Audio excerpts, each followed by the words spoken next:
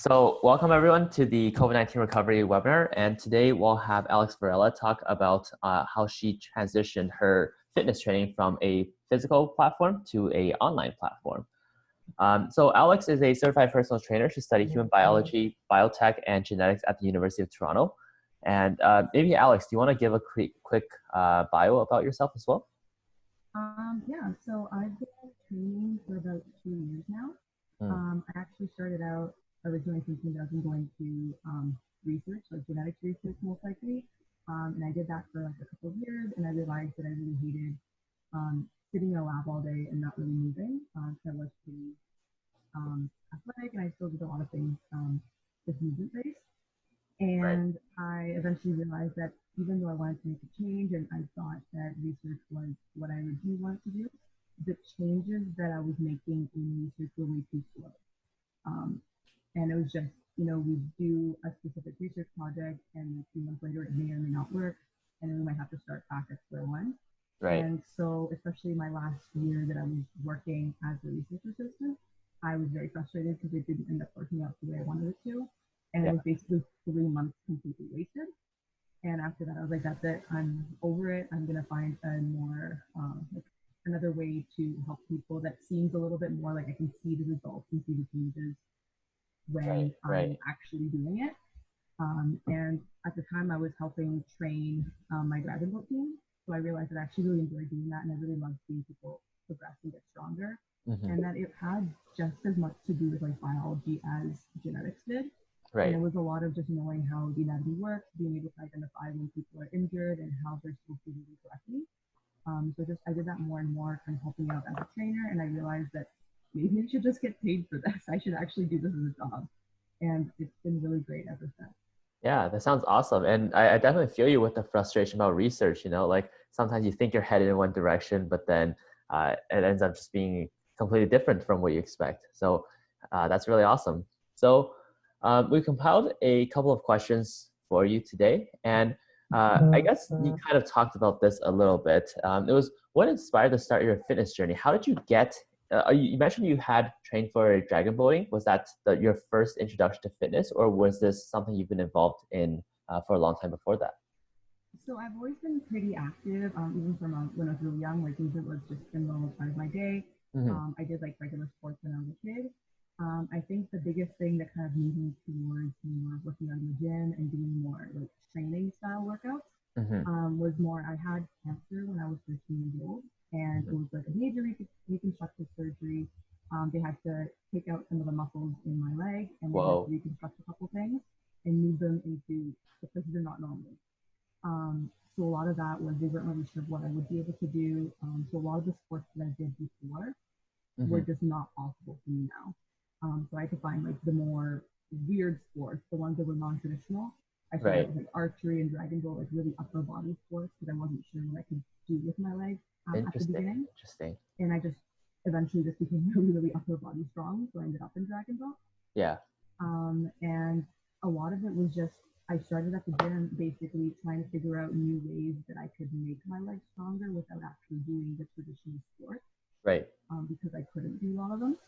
And eventually, just through trial and error and just trying to modify like really normal exercises in a way that would work for me, I realized that there's just a lot of different ways you can do things, and there's a lot of ways that you can keep your body to move again. And that was kind of where I really learned how amazing like the gym could be, and I really found a passion for like training rather than just generic sport. Yeah, that's awesome. I've never heard about people doing archery, but I guess you do need a lot of upper body strength to be able to like hold a stance for a really long time. So that's really cool. So then how did your academic background tie into this? I think we mentioned earlier that you were part of life sciences, right? Yeah, But then you kind of navigated towards a little bit of kinesiology where you think more about like muscle movements and training muscles. exactly. So I did have to take like as part of my program, like I was in human biology, like genetics and biotech program. Hmm. We did have to take like obviously just generic, like more anatomy type courses and just physiology. So I Right. did know a lot about it, and just because I was somebody who just really loved the sciences, like these are things I learned on my own. And you'll find that whenever you have a passion for something, you'll find yourself kind of like looking into it more than normal, anyways. Hmm. Um, Sometimes I wish I'd switched to kin, but by the time I realized that really like fitness rather than like science, like wet labs was something I wanted to do. I was already Yeah. in the fourth year, and I thought, you know what, I can actually still use this towards this, Yeah. just in a different way. Oh, that's awesome. Like, to be honest, like I think I might have been interested in doing kin as well because, like you know me, like sports and medicine and stuff. Yeah. So it's very, very interesting that you chose to stay. Um, so I guess here, what kind of training or areas of fitness do you specialize in? Is it more like tailoring people towards just general fitness, or is it training them for a sport, or what do you really do?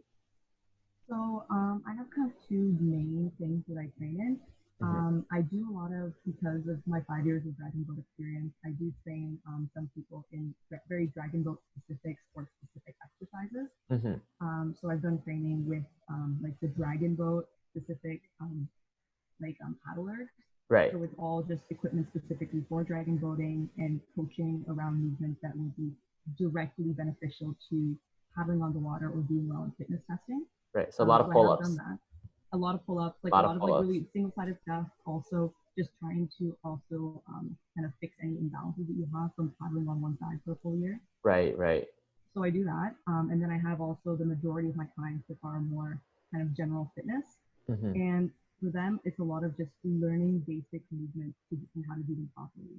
A lot Right, of people may think that they know how to squat and they know how to do a deadlift like we've seen it before, right, but there's a massive difference between kind of folding over forward and getting into a chair and doing a squat that way and actually being able to hold the bottom of the squat with proper tension and proper bracing and be able to feel it. right, Point that it doesn't feel exhausting on your legs or your entire body because you're using your whole body to hold you up. right. So I tend to be a little bit more I tend to specialize in more strength based things. I teach you how to move properly in your everyday life, as well as get stronger through Mhm. strength exercises, rather than just doing the cardio or focusing on doing like a lot of reps. It's all about technique. I'm really, really focused on it. A lot of my clients get a bit crazy about it, Yeah, yeah. because I will take you back like 3 steps and we'll be squatting with the bar for a whole session if I notice that you somehow picked up some weird little tick over the Yeah, past couple weeks on your own. So right. it's very, very important because you don't realize how important it is until, 3 months later you're pushing away and you're injured. Yeah, So it's that's amazing. very important to me. Yeah, that's awesome that you can prevent injury by, getting them to start from a lower weight and making sure that they have the proper form before they do that. Just out of Exactly, yeah. curiosity, like in the gym, what percent of people would you say are weightlifting with the incorrect form?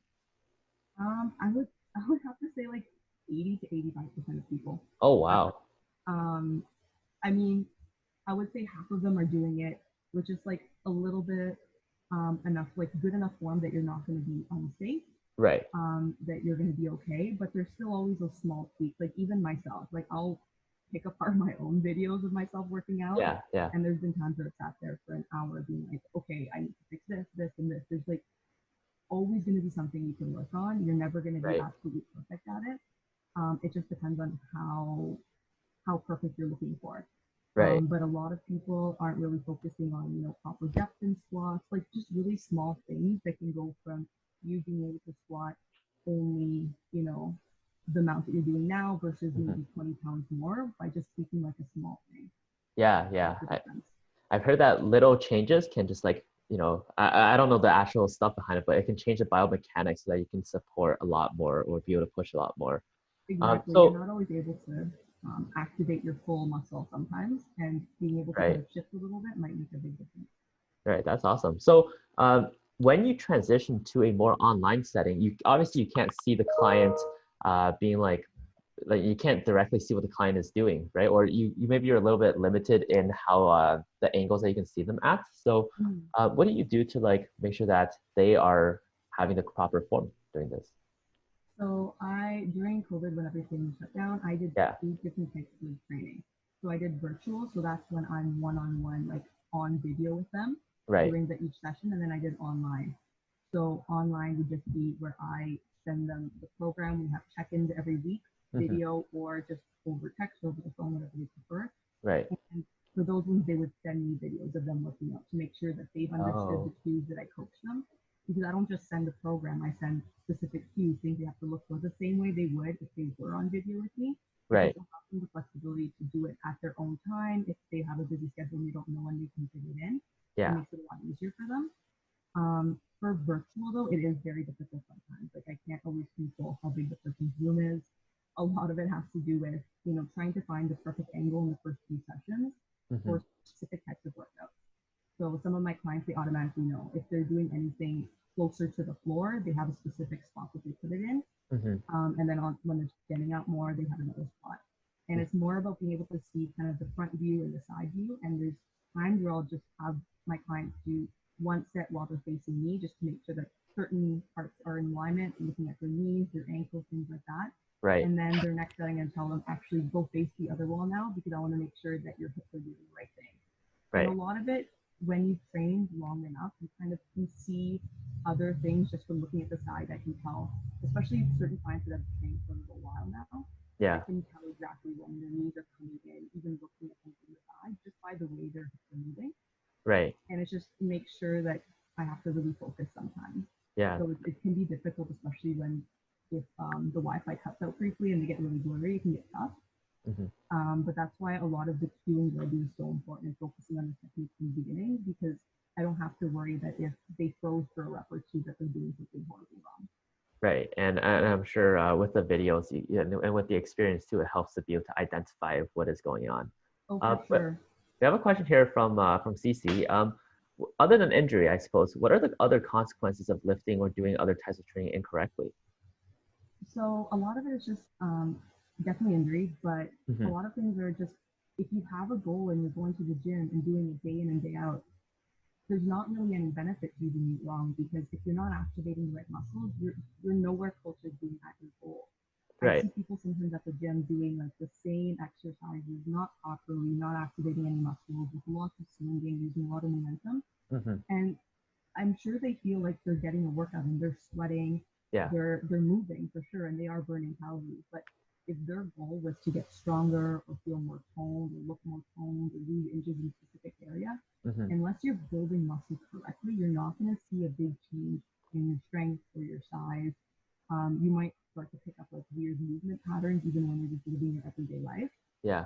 So a lot of those just kind of tie into each other. That you're gonna go to the gym for 5 years, and those are the people that say they see no difference. They've been working out for years, and they don't think anything's gonna help them. Mm-hmm. But it's because they haven't been doing it properly, and they haven't been able to activate the right muscles Yeah. and learn to do it in the way that they can actually progress. Oh, that's really interesting. Yeah. All right, cool. Let's see. So what motivated you to start training clients? I understand you were training a team initially, but then you started going like, how did you get into like individual client training? So I started just by obviously training my team. Like my first year, I really learned a lot from my coaches. A couple of them were more powerlifters, and at the time, I'd done more like bodybuilding style workouts before that. Right. Um, and I learned a lot just from the things that they told me, and I realized that it's really cool to have somebody to kind of look up to, and I wanted to do that the next year. So when they offered that position to have people come and train the newer people, Mm-hmm. the ones who possibly had never worked out before, I took that chance. I thought it would be really fun. And then I realized I really liked it. I did it for a couple of years. And then I just realized that from working out for so long, I became like the friend in certain my friend groups who was the one who worked out. So they would start asking me questions, they would ask me for tips. And at the time, before I really started going through any certification or like real courses, I was able to only give them a little bit of information. And I realized that I kind of wanted to know more, because even just for myself to be able to teach myself to do workouts, I Mm-hmm. wanted to have more information, and I really loved training people. And I figured, you know what, like I did not like my job where I was sitting at a desk, 24/7, Right. and like my back would hurt. There's only so much that you can do to make sure that your posture isn't bad when you're sitting at a desk. And I just didn't like not moving. Mm-hmm. And I realized that doing training, going into like getting clients would be much more beneficial for me. So I ended up going and getting a job with Good Life, and that's where I've been like working for the past like, little while. Yeah. And that's when I got like my certification, and I realized that starting with a gym would probably be the best bet, because they can coach you and teach you how to be a trainer as well after your certification. So I've learned a lot that way. Yeah. Wow, that's awesome. So how long does it take to get from like starting off without your license to actually getting the license to train clients? So the certification itself is, Yeah. I believe, like 3 or 4 days. Okay. And it's basically a course. It's a very intensive course. You're there basically like all day. You get there at 8 a.m. and you're basically going the whole day. And you get like a massive textbook. You're expected to kind of read through it. After the course, you have two sets of testing. So there's a written test, and if you Uh-huh. pass the written test, you can go into the practical. And the written test is more like anatomy, knowing the muscles, the fascial lines, making Right. sure that you know enough about the body and about programming and movements from the course and like from what you've learned in the book Mm-hmm. to be able to actually program for clients and to be able to know like what muscles are activated when you're doing certain exercises, things like that, and what to use to correct certain movements. Right. And then the practical is more to make sure that you know how to even coach clients, how to go about doing an entire session. It's one thing to write out a program, but Right. coaching is so much more than that. It's about making sure that they're doing it correctly, making sure that they're feeling comfortable, that they're feeling confident, and that they're actually learning a lot about like just lifestyle coaching, making sure that they're creating these habits so that they enjoy the workouts, they don't end up hating them, and that Yeah. they're able to eventually sustain it. Because the goal of a coach isn't to coach people forever, to train them forever. It's to give them the confidence so that they can be on their own eventually, and that they know exactly what they're doing, and they won't be at risk of hurting themselves. Right. Right. That's awesome. All right. So this is, I guess, talking a little bit more about how does the video structure work, but how do you train people during this pandemic? Like, and what kind of challenges do you see when you're actually interacting with people over video? So, like I said, I do online coaching. So that's Right. literally if they're not able to commit virtually or they think that they have the self-drive and motivation to do it on their own, they don't feel like they need that scheduled appointment to make sure they get their workout in, Mm-hmm. they would basically sign up for online coaching. And that one is basically, it's still, everything is always tailored to the client, everything's specific to them to make sure that they're actually reaching their goals and Right. based on their movement patterns. So typically it has to do with just making sure that I'm able to see just initially through video or through like a video call at the beginning to see how their body moves, where they're at with their movements before we even bodyboard them, Right. just to make sure that I can program for them correctly and that I know what sort of things that we need to work on. And from there, I basically have either a video or a call check in every week. They always have weekly check-ins to email to me as well, just based on like how many workouts they did, how their nutrition was, how their stress was, how they slept, because all these things factor into the training, especially during a pandemic. It's so much Mm-hmm. more difficult. Right. Um, and then basically I would send them the program based on what they tell me from the last week, how things went, and based on the check-in, Right. and then they'll have their week's workout and they always have access to me so that if they ever have any questions about something they can contact me. A Right. lot of these weekly programs include like video demos if they haven't done it before and a lot of cues, so it's not just do this, this, and this. It's watch out for this. I know you have a problem with like keeping your core tight during a glute bridge and kind of reminding them what cues they have to focus on Right. during their first, second, and third set. So that they're always making sure that they're always reminding themselves how they're supposed to be moving and being really mindful of what their body is feeling.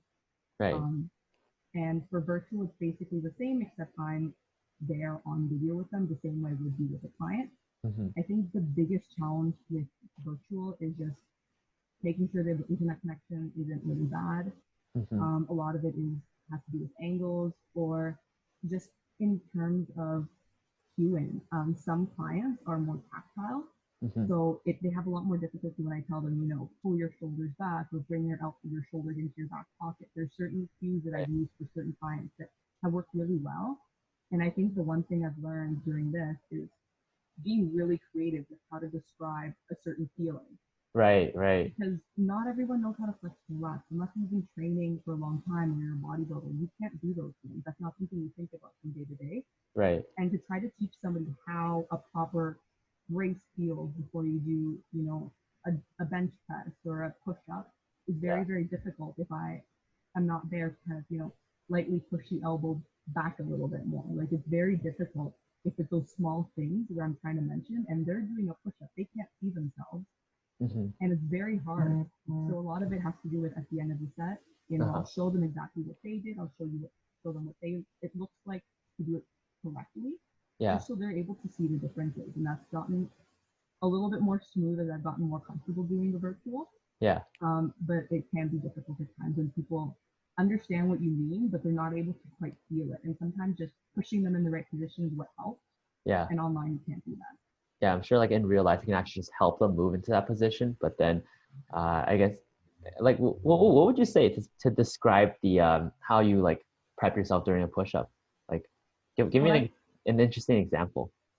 For a push-up, Yeah. typically I always tell them when you start, you want to make sure that your shoulders are stacked. So basically, I explain that as your shoulders are on top of your elbows and your elbows Hmm. on top of your wrists. So to make sure that when you're doing this, you're not like way up here and you're putting too much shoulder in the top, too much pressure on the top of your shoulders. Uh-huh. I tell them to set their shoulders back. Sometimes I'll say pull your shoulders into your back pocket. So you're trying to pull Yeah. it down and back at the same time. Interesting. Think about Interesting. like squeezing a pencil behind you. Make sure that you're trying to like pull your lats out. It really is different for everybody. Yeah. A lot of like ways that some of my clients will incorporate things almost feel like you're like holding like half a crunch, so you keep your ribs tucked.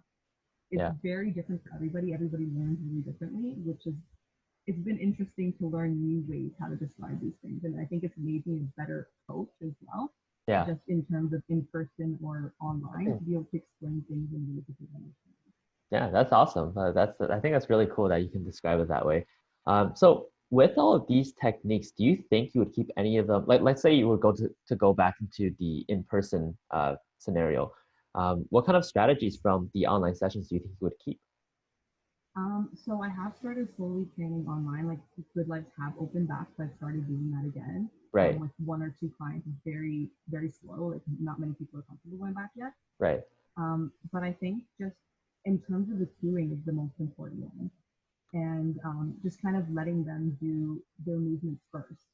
Um, a lot of the time, just as a coach, like I want to help them as much as possible, and I have to kind of get out of my own way Hmm. in coaching them because I often have to pull myself from kind of correcting them right away and being like, no, no, no, you have to shift your back a little bit more this way or shift your elbow a little bit more to the left Hmm. to help them out. And I always want to help them as much as possible. But I've realized, especially with video, like when you aren't there to kind of help them right away, they need to figure it out on their own. And I've Hmm. actually seen that they are able to progress quite a bit. Just if I let them do the full set, like not quite correctly, Yeah, if I teach them how to do it the next time they do it wrong, they'll finish that sentence like, I could tell I did this wrong.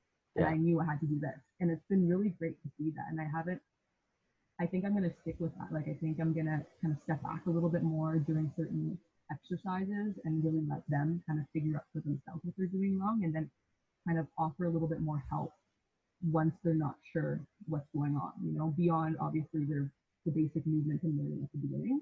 But Right. once they've been training for a while, I think giving them that opportunity to figure it out themselves is really nice.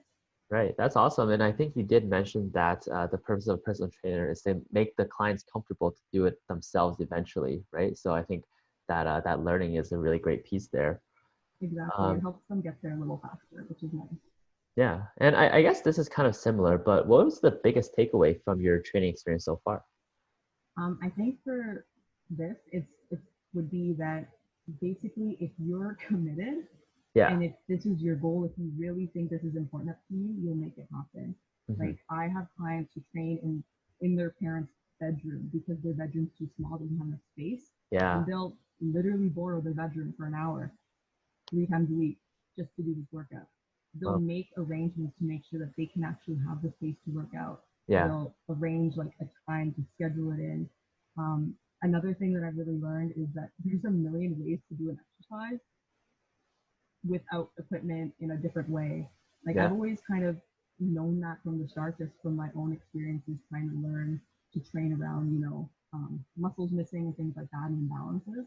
Right. But just realizing things like you can do a leg extension with your feet on a chair and your hands on the floor. And it's a lot of just experimentation and trying to activate the right muscles so Yeah. that it kind of simulates the exact same movement because obviously not many people have a leg extension machine at home. Right. And I Right. learned this because I wanted to program leg extensions in my own workout and I was really mad that I couldn't.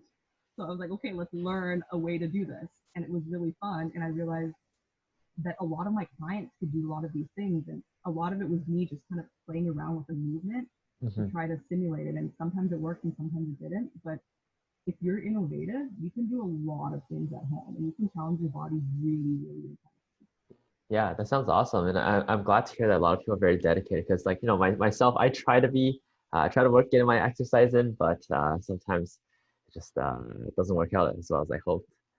Um, so do you have any advice for anyone trying to train during the COVID-19 pandemic, like myself? Like, what can I do to make it so that I'm more motivated to get into a regular schedule? So a lot of it, and this is like something I say even before the pandemic, a Right, lot of it isn't motivation. Like you may be motivated to start when you decide you want to make that change, decide you want to be there in 2021, and you're super excited, super motivated. Your motivation is really high when you start to see the big changes, when you realize that you can actually see yourself getting better. But that right, motivation gets really low at that kind of typically around the 4 to 6 month mark when obviously you're like newbie game to kind of slow down. You're not seeing any big changes from week to week. And a right, lot of it's more just kind of making that dedication to yourself and making that decision that there might be days where your motivation is low, but you've made this commitment to yourself. And it's not just because you feel like you want to get super buff or super fit. It's for your health a lot of the times, right? And you want to right. make sure that your body is doing well like 20, 30 years from now. And if that means that you have to kind of on a really long day and you don't want to train, just do a little bit of movement, that's what it takes. And especially one of the biggest things I tell my clients even is they'll sometimes tell me because they've been training with me for a couple months or even longer Hmm. that it's really rough and they'll be almost like they won't send me in their weekly check-in because they're like, you're gonna hate it. I Uh-huh. didn't do any workouts. I ended up like drinking this weekend and I didn't do my workout. I had a really long couple of days. I was exhausted. And the only workouts I got in was the two virtual ones with you.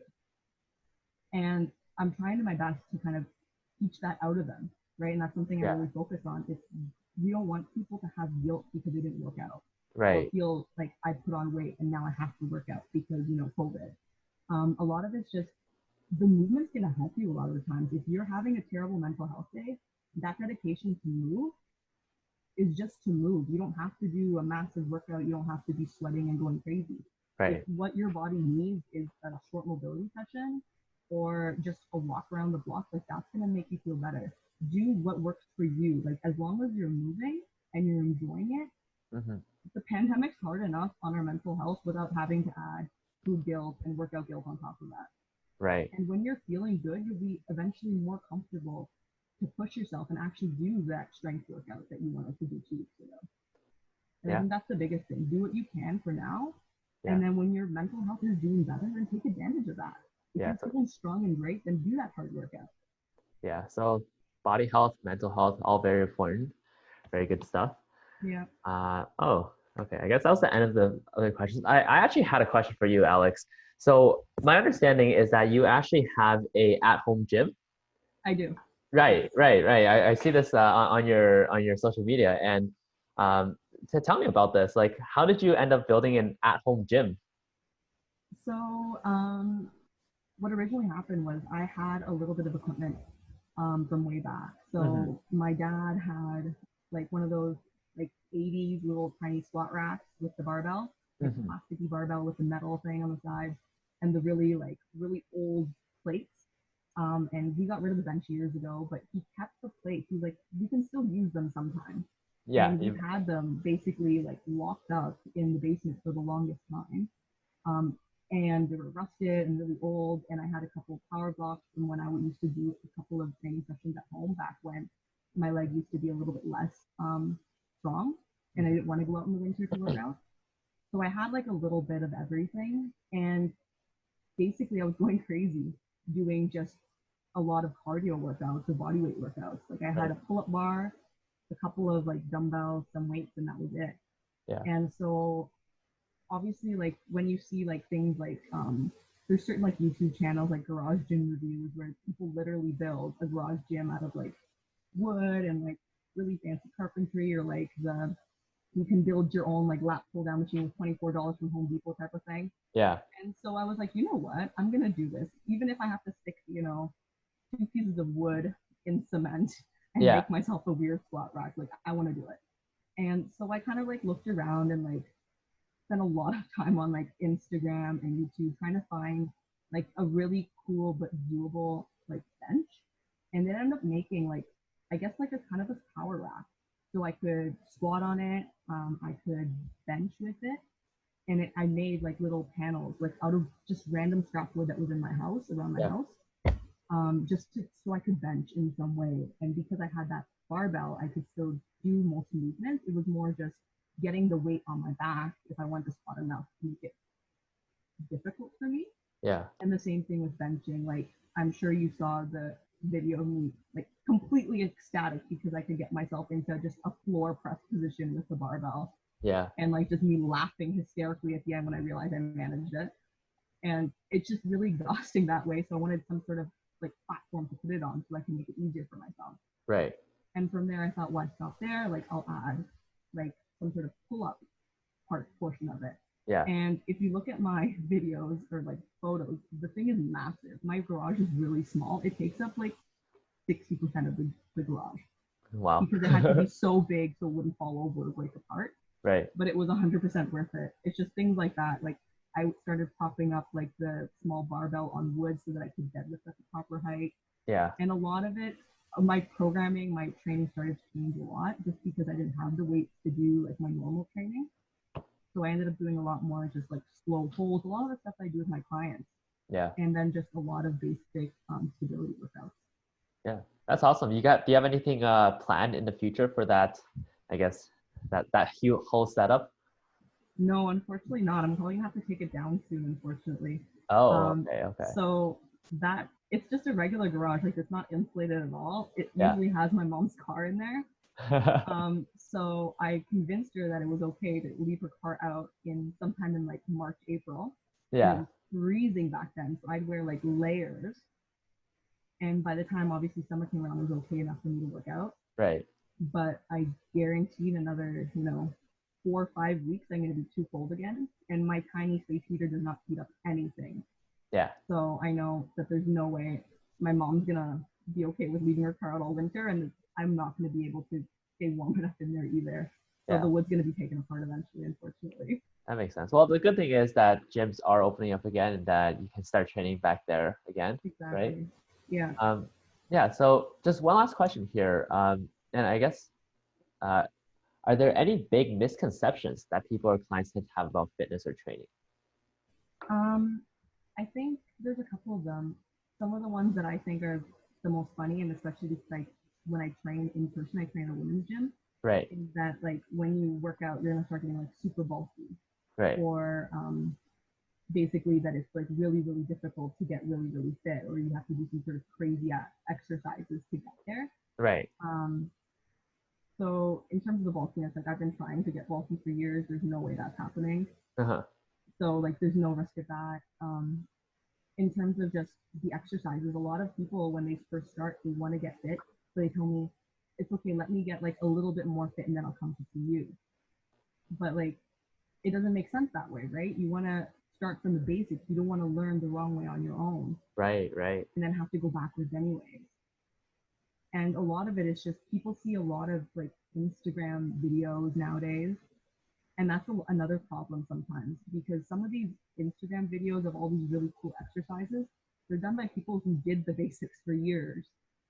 And like I've done crazy things before too. Like I'll post things that I do just for fun, and Right. they're done because we've focused on the basics for so long that we're not at risk. And a lot of people just jump into things like that and don't have the stability Mm-hmm. and think that that's what's going to make them fit because they see these really fit people doing them. Right. But what they don't see is the background where 90% of the rest of their workouts are that basic exercises. I have certain people who at the beginning they're like, squats again? Aren't we going to do anything else? Like, shouldn't we do something more fun? Maybe Yeah. I should use something else. I'm like, no, honestly, a dumbbell, a couple dumbbells, doing squats, push ups, deadlifts, those are the basics. Like, there's the basic movements that you do in everyday life. Right. And that's how you're going to progress the most. And then the other stuff kind of is an add-on for something fun that you do to kind of make the workout more interesting. Yeah, that makes sense. Like you got to build that strong foundation before you can add the other stuff, right? Otherwise, you risk getting injured again. Exactly. Yeah, that's awesome. Well, Alex, thank you so much for your time. I think this was a very enlightening talk for everyone. Did you have any questions for us? No, I just love what you guys do. Like, thanks so much for having me. I follow your Instagram and I watch like every single daily update. It's really cool. Yeah. And I'm excited to see what other people you have on here and be able to watch that as well. Yeah, that's awesome. So the goal of this is we have the live stream going on Facebook right now. So what's up, everyone on Facebook? We're gonna keep that on there, and then I'm gonna rip the video from this. I'll put it on YouTube so that we can have something that we can also look back on. And hopefully, when all of this blows over, we can build a compendium of all of how like heartwarming stories all over different communities are popping up, and it'll be an interesting channel to browse through. Oh wow, that's amazing. Yeah, well, that's a plan. That's a plan. So anyway, thank you so much for joining us, Alex. I think Cece and Michelle will reach out to you about some other stuff as well. And then we're gonna try to like bang out an article about this too, so that people can read it as well if they don't have time to watch the entire thing. Okay, sounds good. Yeah. All right. Thanks Thanks so for much having me. for joining us. Have a great night. Hey. You too. All right. Take care. Bye bye. Thank Bye. you.